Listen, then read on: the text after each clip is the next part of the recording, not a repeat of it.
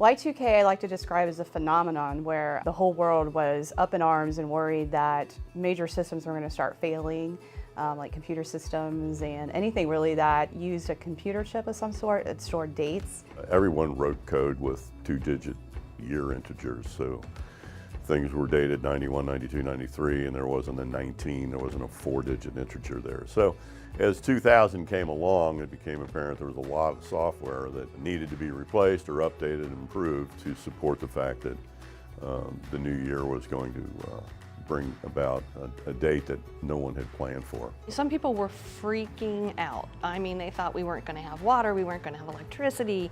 You know, they were talking underground bungalows. And then other people were like, whatever.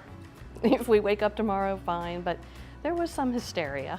During Y2K, I was in the middle of my freshman year of high school and I was just hanging out. I heard about it being the end of the world. I remember people like taking all their money out of banks, filling up bathtubs with water, people just buying like tons and tons of bottled water. I was running around my house.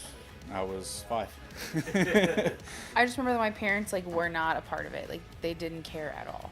Like my mom was a teacher, my dad worked on machines, so like neither of them were super into technology.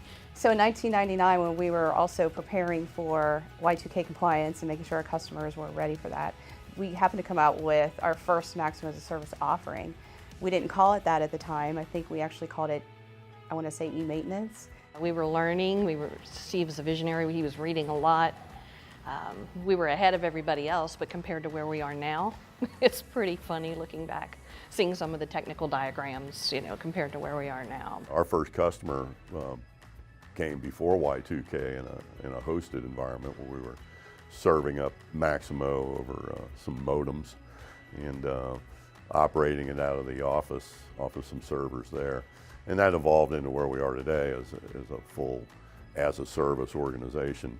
But it helped us develop some technology that we've matured into over the years, so kind of nudged us in a very good direction, a positive direction, I'd say.